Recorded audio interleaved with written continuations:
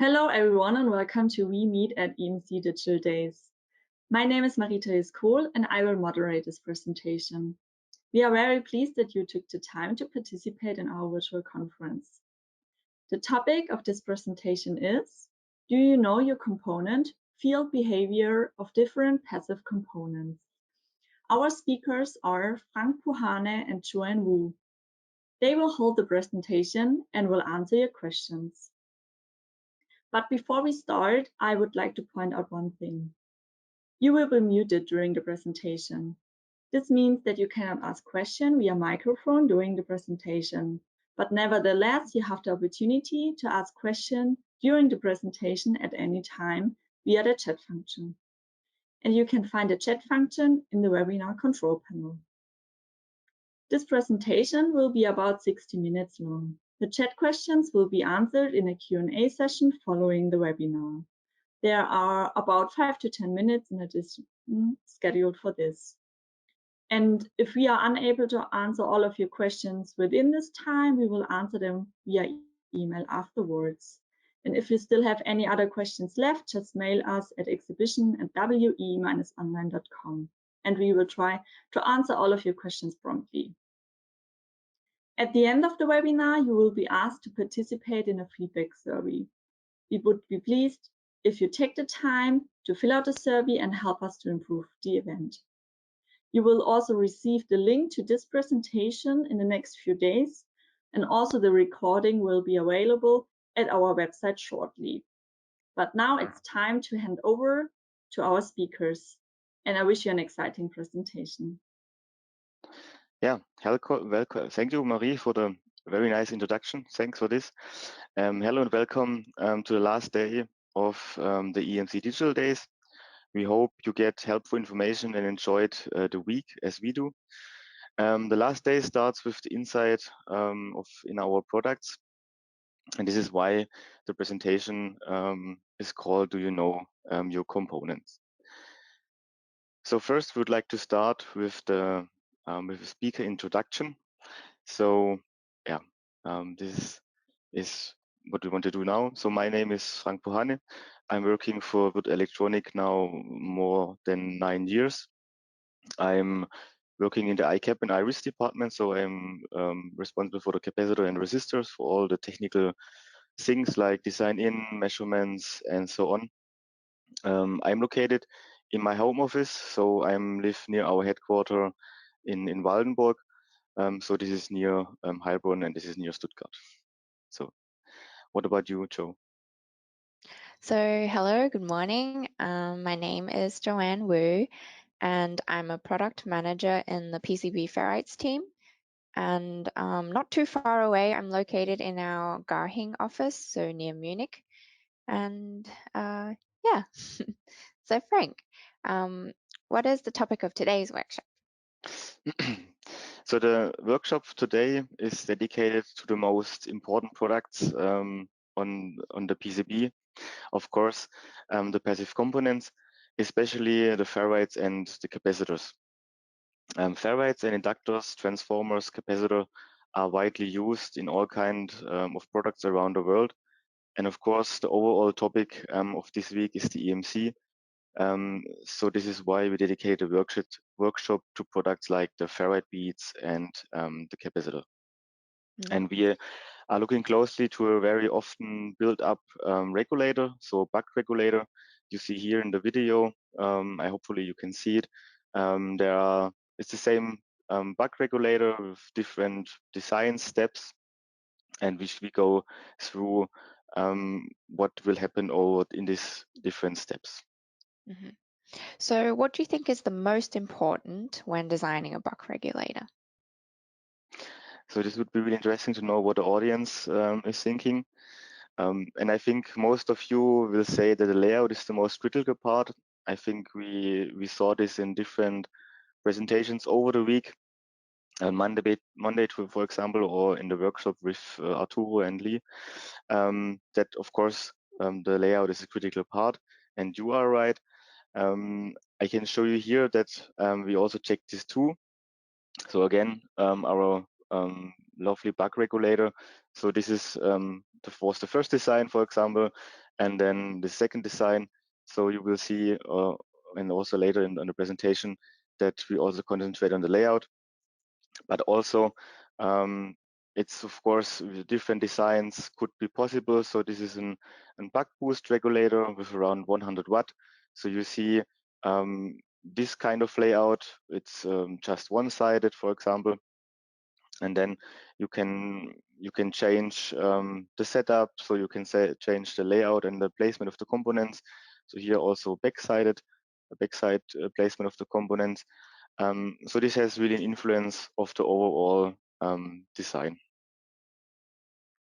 Cool. But I've got another question for you.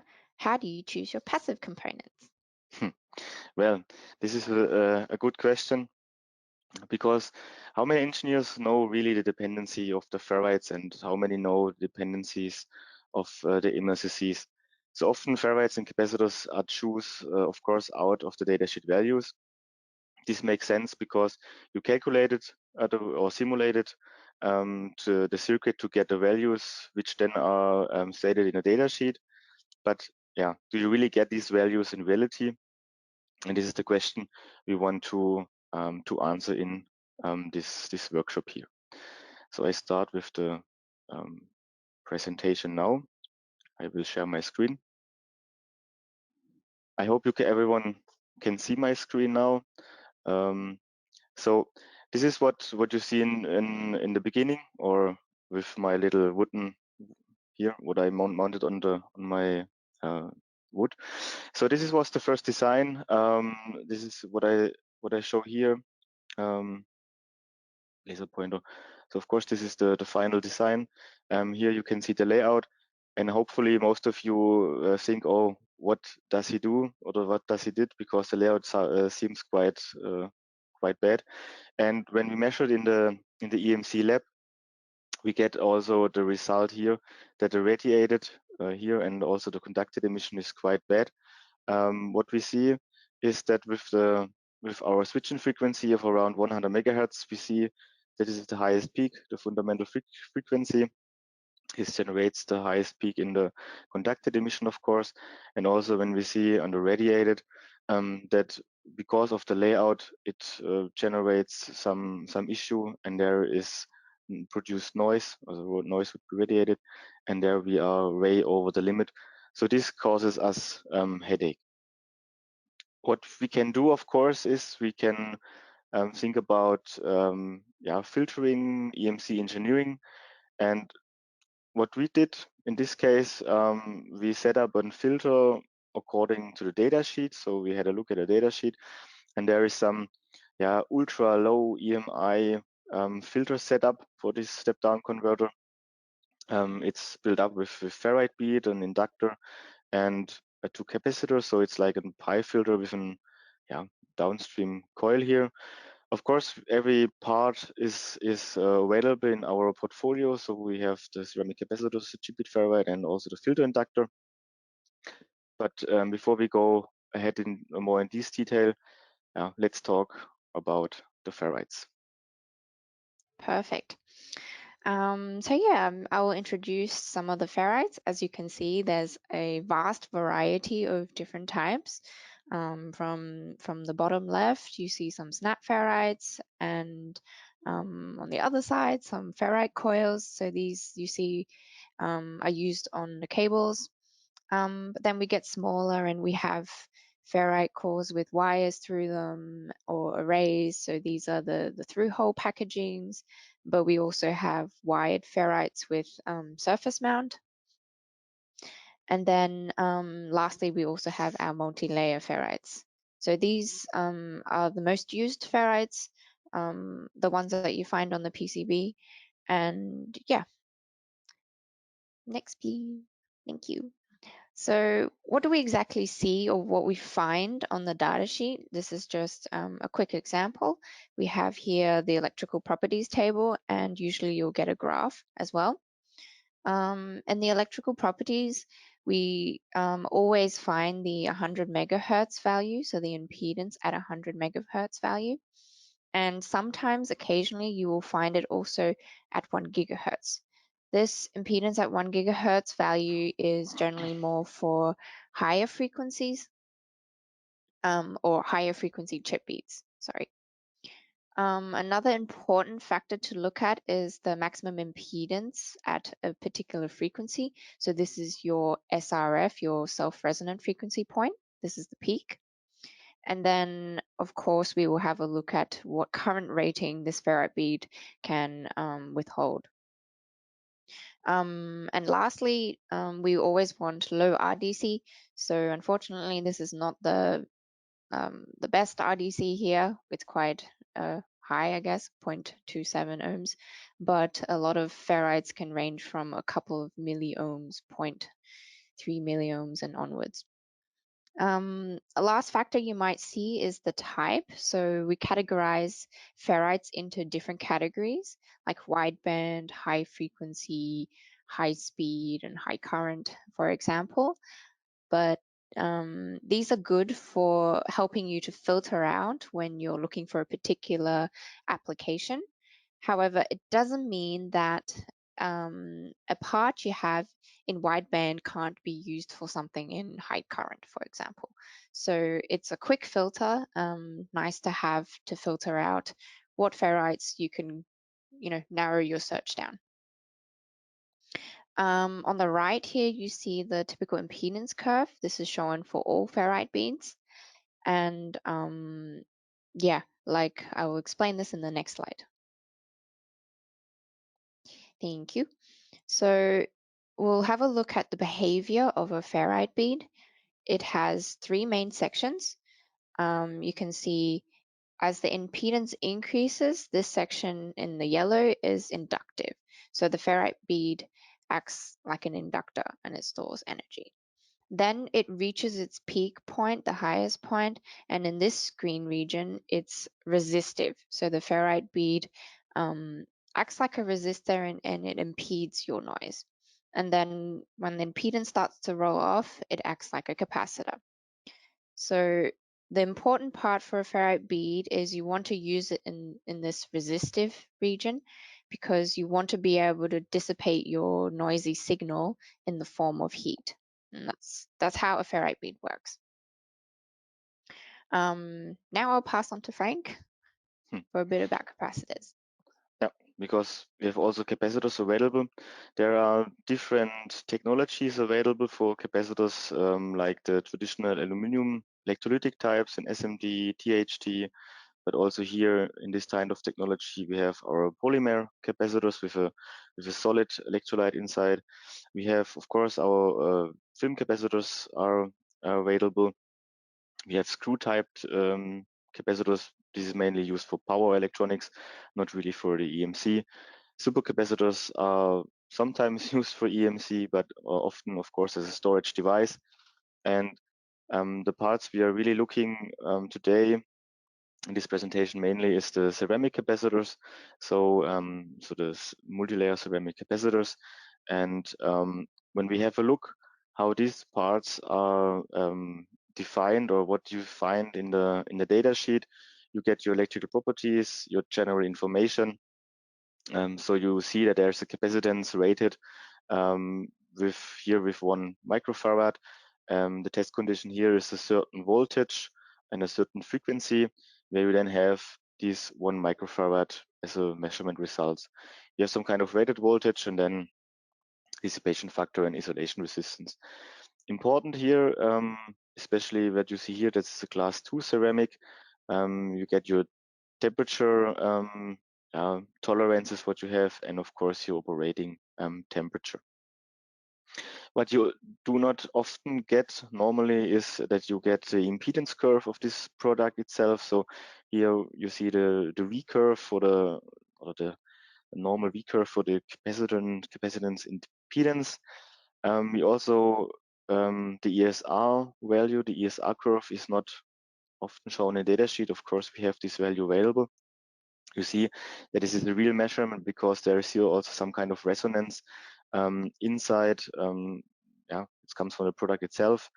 Then we have, of course, the capacitance change over voltage, so the so-called DC bias, where we will also have a closer look in this presentation.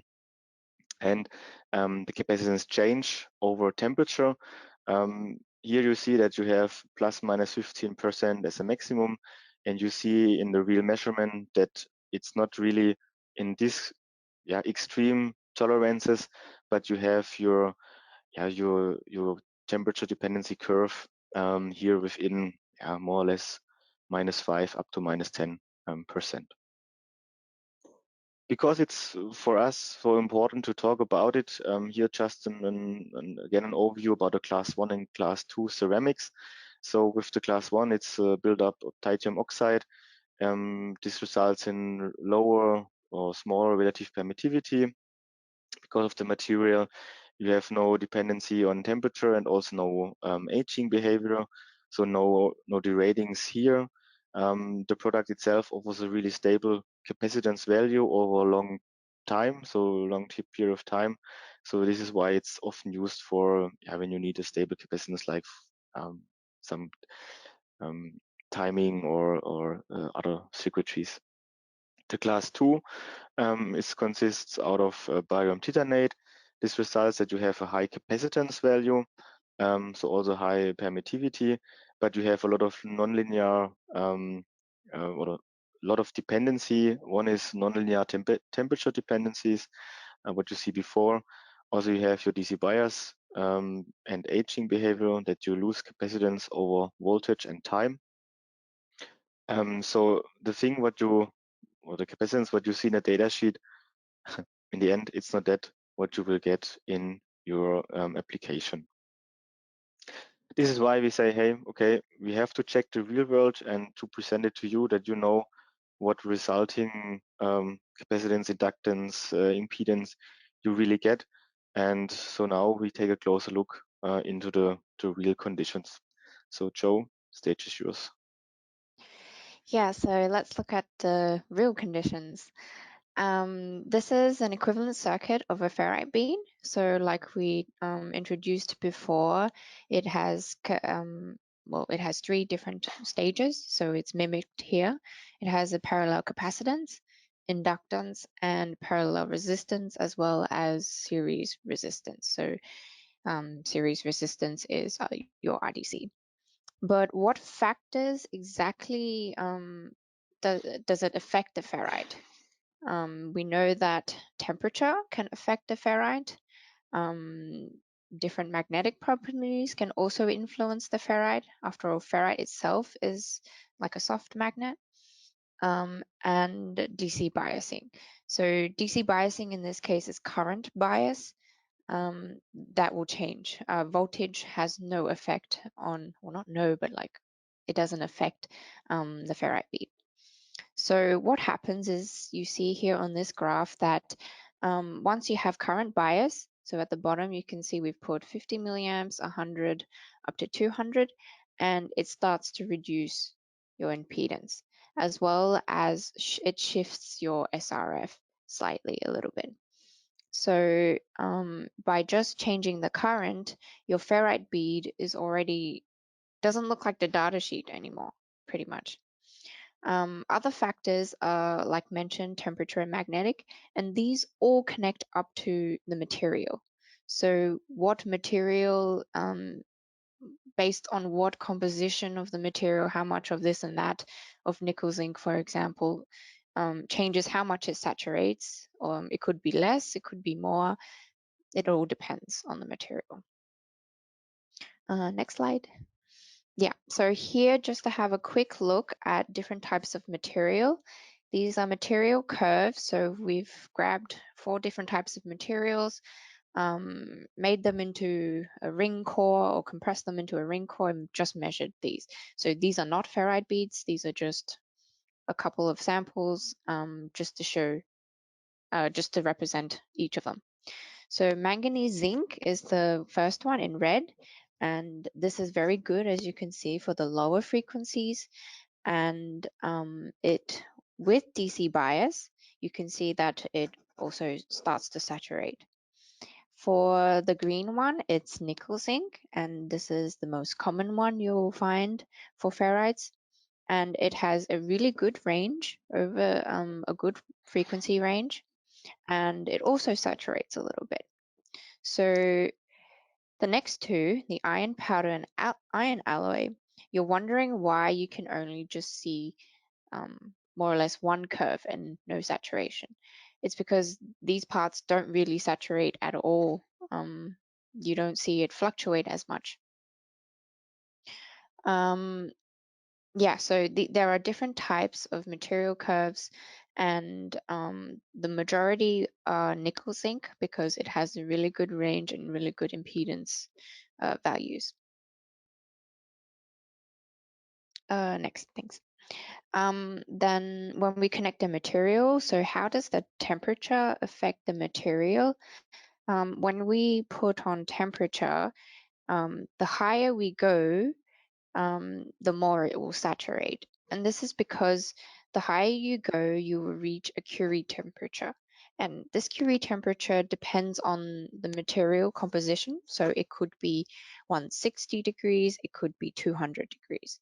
And by the time it reaches that point, the magnetic molecules inside the ferrite bead will saturate at that point. So and here you see it will work its way up, but in reality, it just means it's with all the factors, it starts to saturate, and by one point, it's done. It's lost its permeability, so it doesn't have any, like it doesn't work as a ferrite anymore.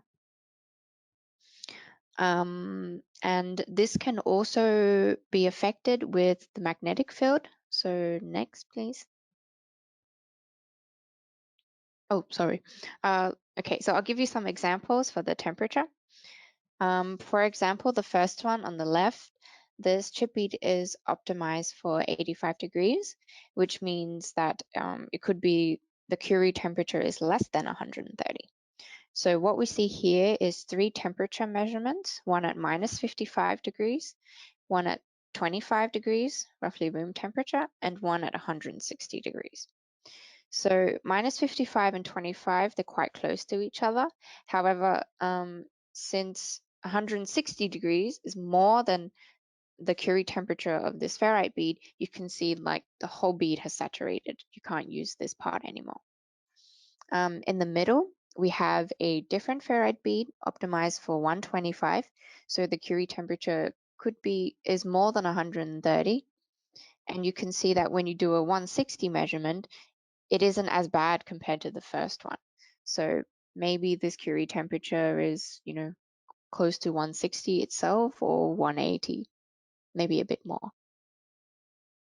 And then the last option, this material has a Curie temperature of more than 180, so that when you see it measured at 160, it doesn't really have a drop at all, just the peak points that you see. So another factor I mentioned was the magnetic influence. So not only the thermal, the heating or temperature can affect the ferrite, the magnetic can also do similar things.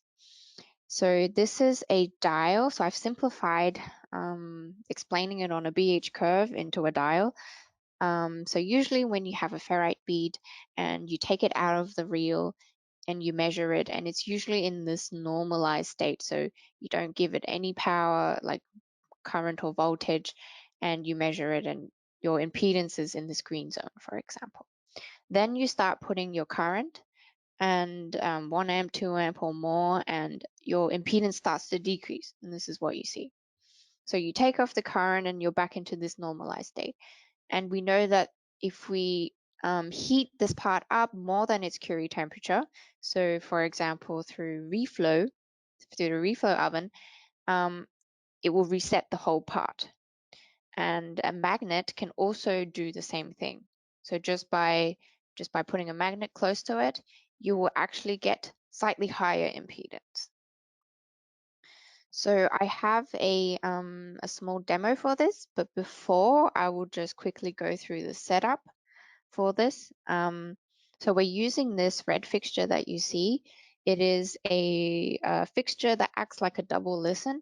So it's its specs are like you can use it up to 50 volts and 5 amps and from 50 kilohertz to 2 gigahertz.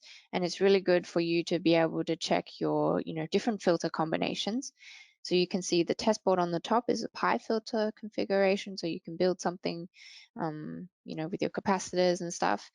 But we've also made a lot of other test boards to cater our other series. For example, LQS is an inductor series. PD2 is also an inductor series, CBFs, and universal boards where you can kind of DIY and make your own filters. So just an explanation of the filter. Like I said, it's a DC listen. So it's a biased here. It's symmetrical, as you can see on both sides. So DC in, RF in, and then DC out, RF out. So DC in and DC out can be swapped. It doesn't matter. Everything is symmetrical. So here we'll use this setup and show you the magnetic influence. And so we'll go through it step by step. On the board is just a chip bead ferrite, and we make a sweep of it. And then we will save this to memory and use this as a comparison. So this is the normalized state that we referred to. Nothing extra is on. Now we've turned the power supply on, and you can see the load, the little light bulb is lit. And we make another measurement. So we expect for it to saturate. And this is exactly what we see. Then we'll take it off and then magnetize it. So it's a permanent magnet, and you place it on top and take it off, and let's see what happens.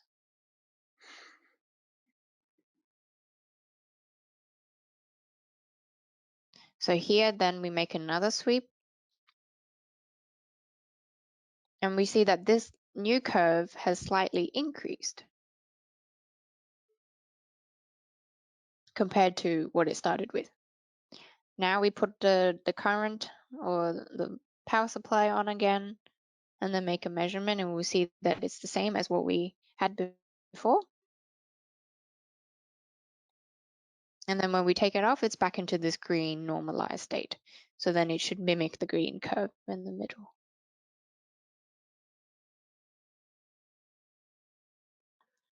So as you can see, like even these measurements that we do, what exactly is shown on the data sheet as the typical curve? Are we getting the reset value or normalized? I mean, DC bias is DC bias, but there are many factors into the data sheet, and yeah, it's kind of like a, you blind eye, keep a blind eye. You check the data sheet, but you have to check it in reality as well, what exactly happens to it.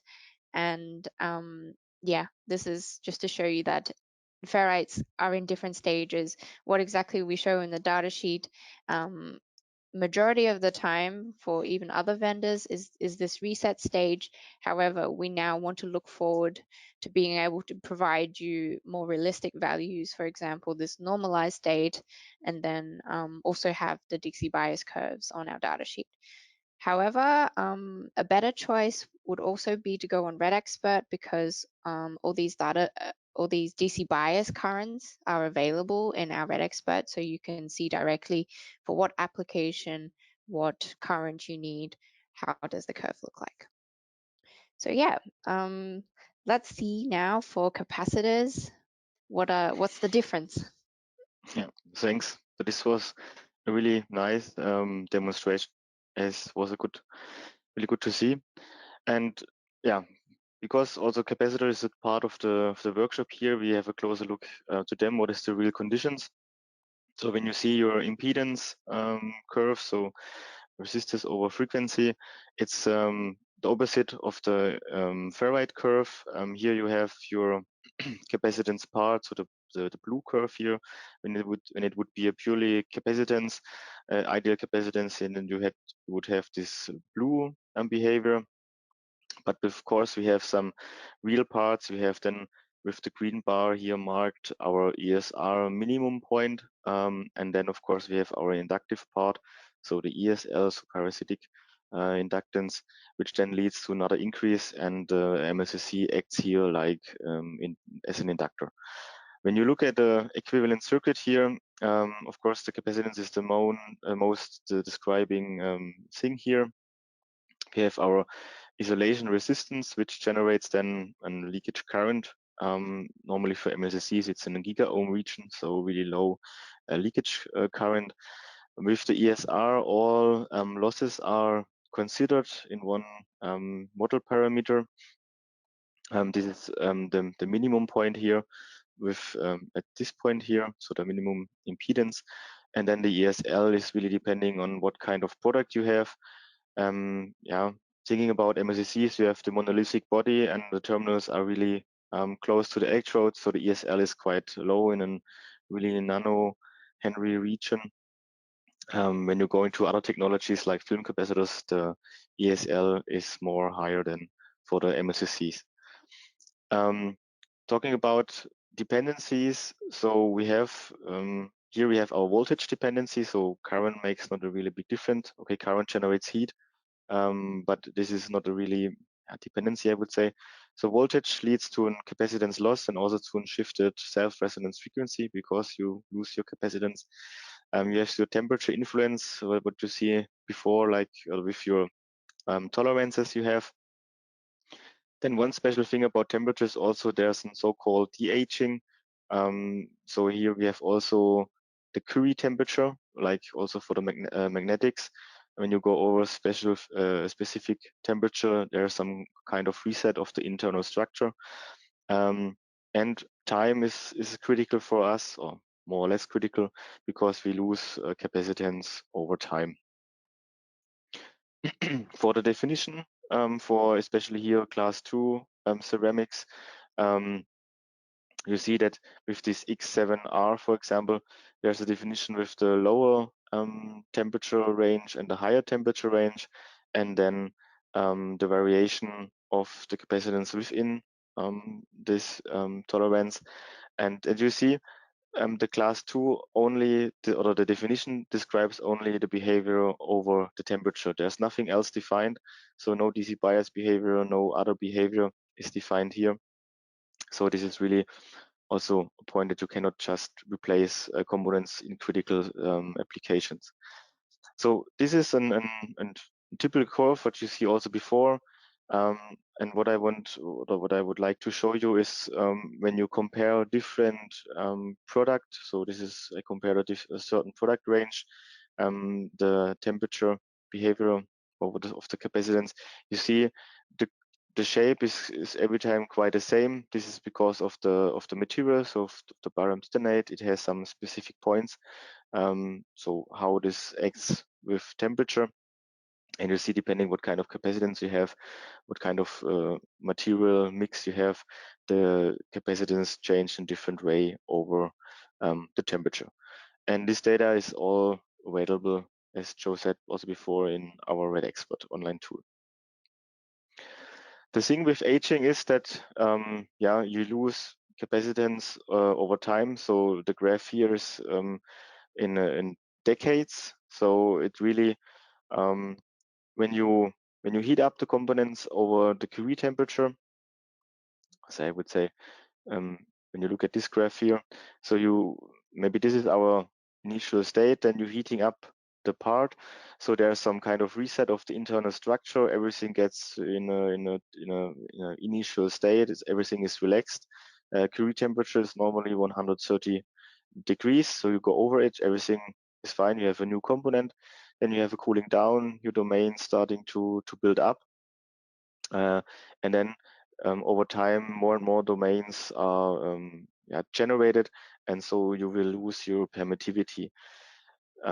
As I said, this is fast in the beginning, so when you look at 1 hour to 10 hour, you lose with the gray curve 2.5% more or less. Red curve is 1%. Then you go to 100 hours, you have another 2.5%, and then 1,000 hours, another 2.5%. And then it goes to 10,000 hours and 100,000 hours. So 100,000 hours, we will not live there. So it's really slowing down the aging of this capacitance. But if you have a reset when you do, for example, your production, you have your reflow soldering, you go over the temperature, and then you have more or less a new component. So it could be an issue when you have critical applications that this capacitance drop will have some influence in your design. Then one other very important thing is the DC bias. I think, or hopefully you heard about it. So here we have an 2.2 microfarad type 24 volt X7R 1206. So I think a really common one to use. When we look at the DC bias curve here, so this you can find this curve in our online tool with Expert. We see that when you apply rated voltage, the capacitance drops of around 50%. So the resulting capacitance will be 1.1 microfarad when you apply your rated voltage. This is what you see here. So there's a little capacitance increase. You can think, oh yeah, I can get more capacitance when I just apply 2 volt. Yeah, it's a good idea, but it will not happen in real because this is some effect. I would call it some kind of self-healing. So when you apply the first time after this temperature process some voltage electric field, you put everything in shape. So the molecules, you put them in shape. This will generate more permittivity in first case or the first look. But then when you really apply voltage here up to the rated voltage, the capacitance drops to its 1.1 microfarad here. What you see in the right graph is something maybe you not see or saw before. We measure DC bias over long time, long period of time. So here over 330 hours. So this is around 2 weeks. And yeah, this was really interesting to see that the resulting capacitance you get when you apply 24/7, also when you have application running at here as rated voltage 24 volt, 24 hours, 7 days a week, or here 14 days, you will have a capacitance of around just 600 nanofarad. So you think, okay, this maybe you want to have this information, and of course we are measuring it, or we are starting to measuring it. But yeah, think about, you have to measure 2 weeks for one part, and when we have 3,000 pieces, you can imagine how long it will take to get all the information ready. And what you see when we're measuring the DC bias is let's call it snapshot to applying the 24 volt. This is this point here in this curve, what you see from before. So initial point here, then you apply the 24 volt. So this is really in 0.0001 hour. So you get the instantaneously capacitance drop, and then you see over time there's there's a drop with 1 hour. So there you lose the most capacitance, I would say, and then there's a plateau with the 10 in 10 hours, and there's a slightly little drop until 100 hours. And I think for this particular part here, after 100 hours, you get your final, let me say, air capacitance. So every ceramic materials is saturated, so there's everything dipoles are blocked, and then you get your resulting capacitance without any electric magnetism, without any ceramic material. So this is a really interesting point, and we try to provide this data also to you. Then, of course, an interesting thing is also how the capacitance acts with impedance and ESR over DC bias, because there's also some kind of shift. We have here also some kind of special fixture to measure the DC bias of the capacitance. So we have this green fixture here. We can apply an external voltage here. From the setup itself, it's built up that we don't blow up the network analyzer. It would really be costly. So it's a special kind of fixture. You can go up to 10.5 gigahertz, and we have some also some kind of test jigs where we can place different components, different sizes, and then we can measure the ESR and the impedance over DC bias. This is the measurement of a specific part you will see later on, because this is the 4.7 microfarad type we use in our filter, or a pi filter, what we have, where we will look later in the presentation. And we go from 0 volts, so this is the red curve. It's overlaid with this, let me say, light, or this purple curve here. This is the 0 volt. We go from 0 volt up to 50 volt in 10 volt steps. So when you see, when we're increasing the voltage, capacitance drops, so you have less impedance. And there's an interesting point here with the 1 megahertz. There's some kind of resonances, and this is due to the piezoelectric effects, that the field inside generates some noise, some resonances, and this is what you see here. When you go higher with the voltage, this effect is more take place more. So of course you can maybe imagine this is clear, because changing capacitance, when it's in the impedance formula, changing capacitance, ESL stays the same, impedance curve change. But there's also something happens with the ESR, so the resistance of the parasitic, or the resistance of the part. Also here, the red curve and the light purple curve is the 0 volt. We go from 0 to 50 volt. So here there's a change at the beginning, but this is also some kind of measurement obstacle, because to differentiate between ESR and impedance is quite hard for the analyzer. But when you go closer to the self-resonant region, you see, because of this the thing what you see here with the piezoelectric effect, there's really something happen with the ESR. So there's let me say, maybe random increase of the ESR, but you see that there is some resonances which will increase your ESR here. Also, you see here the resonance, what you also see before, what I showed, that is inside the component. So it's really changed over applied voltage. And also one interesting thing is, so here the red and this light red curve, it's both 0 volt. So it means when you go one time here to the rated voltage and you go back to 0 volt, you have a different behavior of the component, because there's also some kind of resulting electric field inside, so block dipoles, and therefore you have to apply a negative voltage to get rid of it, or you have to apply the voltage.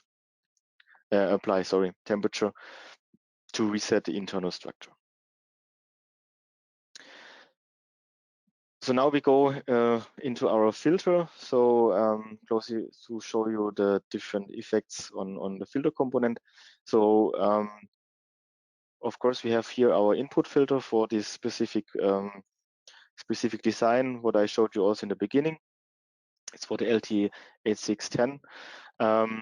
Of course, you can simulate it with LDSpice. Here it's all relative to a 50 ohm source and sink. So we have ideal components, parasitics, DC bias, and as with MLCC, and the current dependency of the ferrite and the coil. This would be the real condition. You can get all parameters from our web expert. You can click on the link and get the parameter. So this would be the LDSpice schematic. And when we have a look at the result, so one is with parasitic effects, 2 is with DC bias of the MLCC, and 3 here is with all effects. We see that when you change the parameters in LDSpice for the real values, you will see that there is an influence. Of course, because you change the parameter, then the simulation will be different. So you see that you don't get the really attenuation. You see also your shift of the frequencies. So this is because we have then more or less the real components. But we are still here in a region of minus 140 dB, and of course this is not really what you get in real life, but you see there isn't change. So this is quite good. Also, when you look at the filter performance here of the overall curve, we have a 1 megahertz switching frequency, and you have a really high attenuation at the switching frequency. This is why the filter is quite good to get also a good result then in the EMI performance. So now we will go into our first demo with the filter, and this is explained by Joe. Okay. So I started. Yeah, so the first one is just to look at it in running under current and the magnetic effect again to reset the part. So we make a measurement. So I just switch it here to DC 5 volts, 1 amp, and switch it on. And we make another sweep.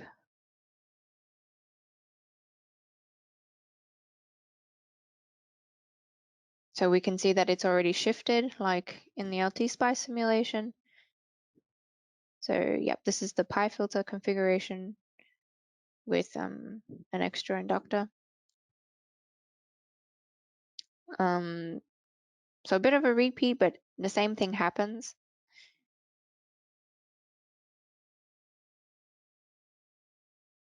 Because it still has a ferrite, it still has capacitors, and you will see that it gets resetted. So either by magnetic or by temperature, past the Curie temperature, you can reset the whole part. But as we know, we're never going to use a pi filter at 0 volts, 0 amps. So realistically, it would be the third graph that you see when you apply some voltage and current. So here we did it again, and it's what we expected, like the first time. Yeah, we want to prove that it still happens. Yep. So then the second demonstration is with the temperature. Yeah. So here we use the same filter. We'll make a sweep to compare with, and then do the same thing, give it some DC bias. 5 volts, 1.2 amps here, turn it on and measure it again. And then afterwards, we will leave it on, and we have a temperature or a heat gun.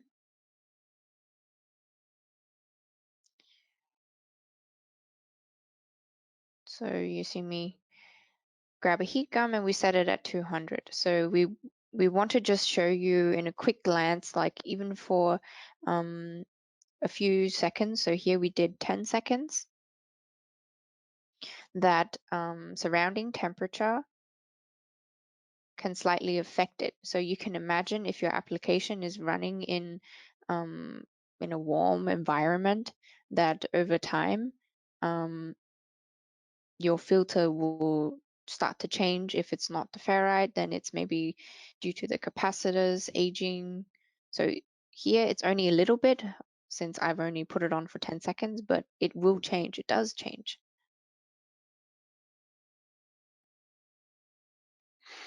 Okay, thanks. And then the third demonstration, what we want to show here is we compare the sizes of the MLCC. So the part we used in the beginning was an 1206 part. Then in the second design we use an 805 part. And yeah, everyone talks about miniaturization. Everyone wants to go smaller, but please keep in mind that with going smaller in the case size, you change really the electrical performance. Capacitance stays the same, of course, but especially DC bias behavior will change, and this is what we want to demonstrate here. Because here we change from this is the curve from 1206.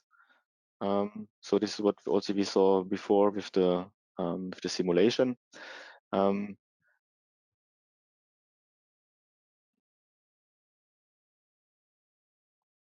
Yep, so this would be with DC bias with current and voltage. Then we will change the case size, so we go down to 805.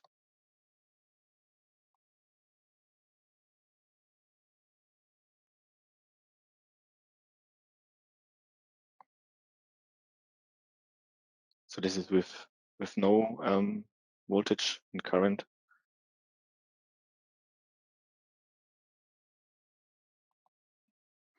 And then again, the last measurement here would be then everything turned on.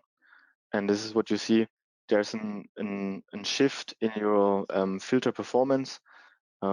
It's really that imagine this is our 1 megahertz switching frequency, and you change from the yellow to the red curve, purple curve here. You get less attenuation just when because you're changing the components from 1206 to 805. So please keep this in mind when you are forced to go down with, when you're forced to do some miniaturization, check the performance of your filter, of your application for EMC perspective. Yeah, in the end, of course, we do a redesign because we know the PCB layout is important for the EMI and EMC measurement. So this would be the second design, what you see also on my wooden card here.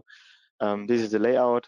We have better grounding, more wires, better hot loops, and so on. So we improved a lot, and yeah, we get a really good result in the EMC measurement. So this is radiated, so we are quite low under the limit. We have some buffer here, and also with the conducted emission, we really under the limit. So I think everyone would say that we could pass the test with this kind of setup. And this is when you know your components behavior and you know what a PCB is doing, you can get a really good result in the EMI measurement. So please consider both when you are designing your application. Before we will end the workshop here, I want to say a few words about the electrolytic ones, as electrolytic capacitors, because there are also something, especially with the leakage current, what is also kind of important.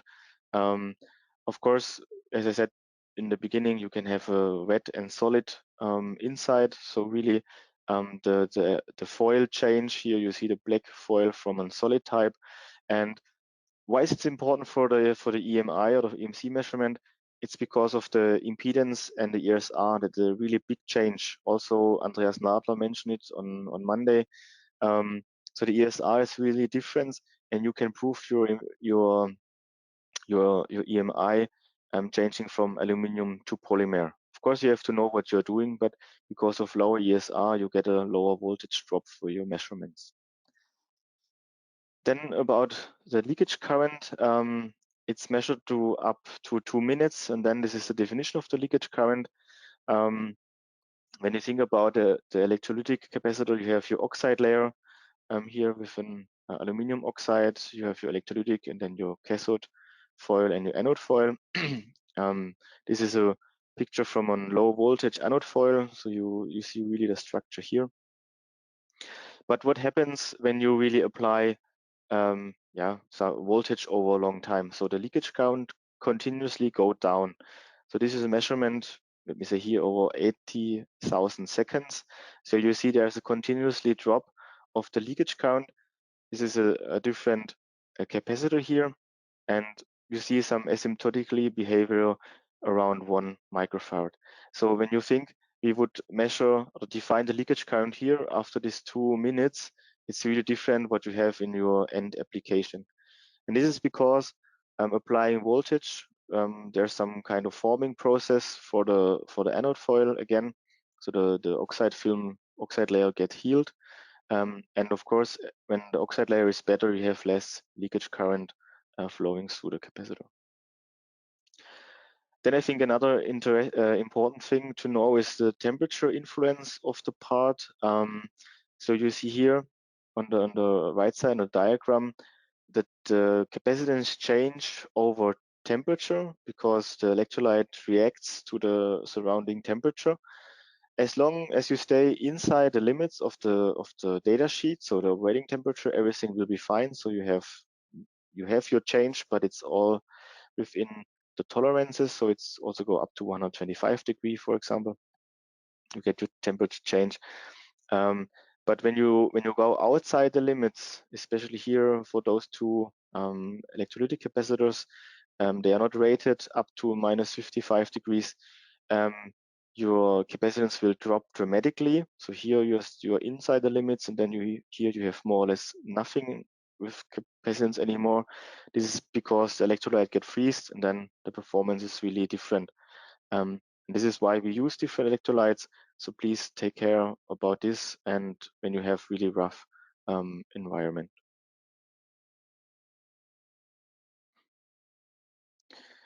So at the end we have also of course some summary. So please, Jo, go ahead. Yeah, so I'll summarize for today, and key points to point out is that we started off with just looking at the data sheet, and it provides us great information, everything, you know, ideally what we need. However, make sure that we also have a look in reality what it is. The difference between data sheets, make sure to check different vendors. They can be different, especially if measurement setups are slightly different, you get different results as well. Extended information, yeah, as you can see, we use our RedExpert a lot, and it provides us a lot more data than what we can find in the data sheets. Simulation models are also available. Our components have models in LDSpice, etc. So have a look. So overview of ferrites and capacitors. Ferrite and capacitors are like opposites of each other. So in terms of DC bias, ferrites are current biased and capacitors are voltage biased. And however, things like temperature affect the parts in similar ways, magnetically, or for capacitors, temperature is for de-aging. It lowers the capacitance, and over time, over time you will see that through Frank's speech today that capacitance is just can decrease over time. Yep. Yeah, so overall, yeah, both parts are idealistically world we wish for, but in reality don't work the same. Yep, I cannot agree more. So please get in contact with us when you want to have more information. We are happy to help. We are there to help you, to support you. Yeah. So yeah, this was our presentation. So thanks for your attendance. Of course, we have now time for questions. I know we take a little bit more time as you want for the presentation, but of course we are here now to answer your questions.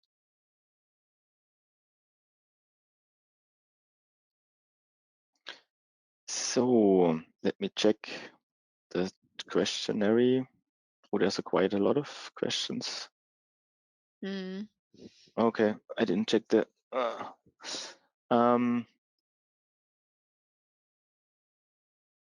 Okay, let me check. Okay, just go from the beginning. Can you point out the switching loop, please? Yeah, I can get in contact with you to show you this. But I think maybe to get more questions asked, we will skip this. What are the two different rated currents in the Fried Beats data sheet? Okay, yeah. So in the data sheet we showed, I think you're referring to IR1 and IR2, so rated current 1 and rated current 2.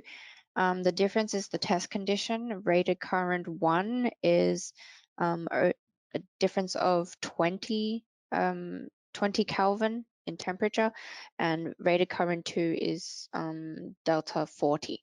So in the past, I think they were always looking at the difference of like delta 20K, but nowadays the norm is 40 Kelvin.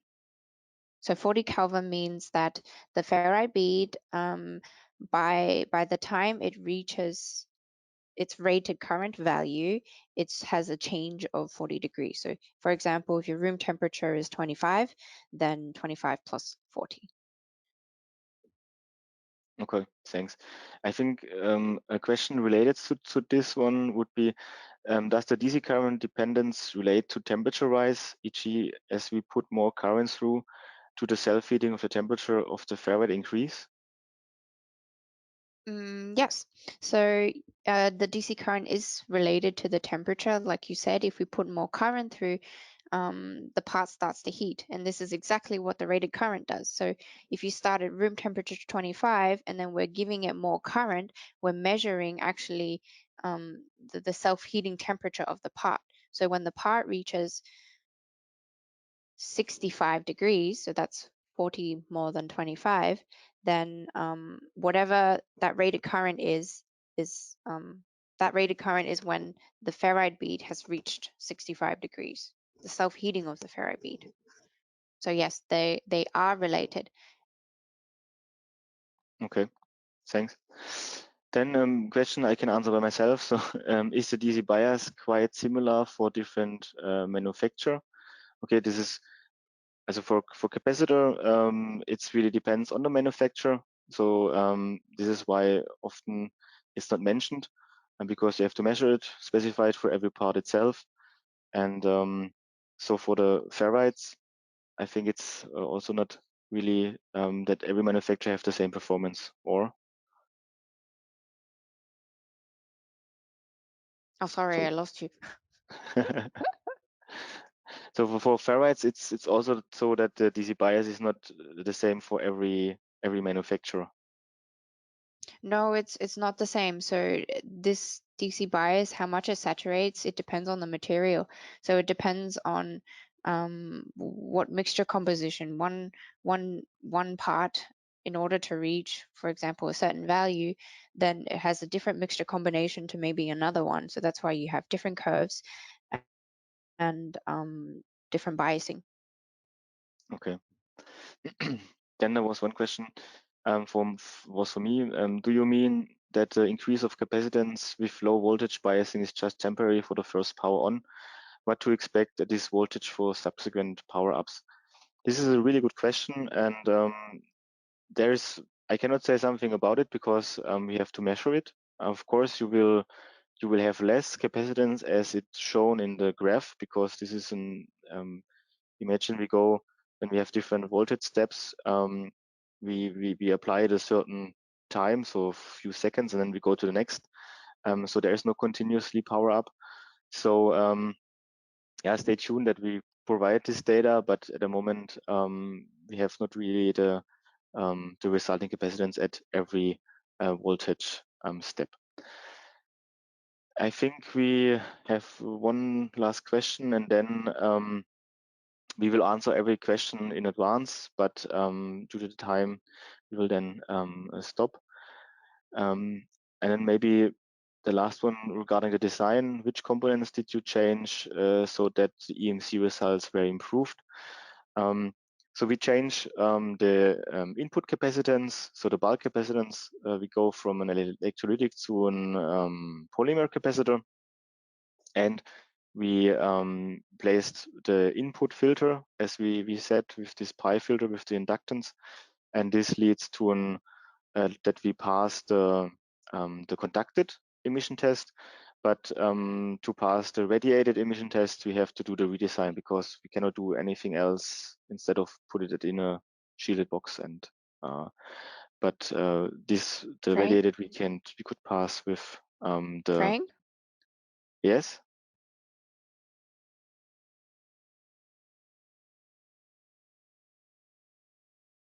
So I think we are now Might at the have end. lost you guys.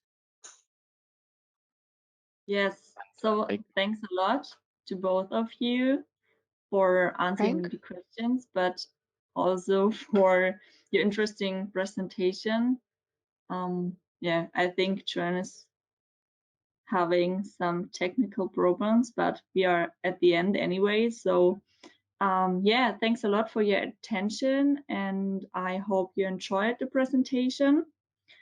The next and last presentation for today and for the whole EMC Digital Days are the closing note from Markus Stark, and this will start at yeah, in 25 minutes. So see you there, and goodbye.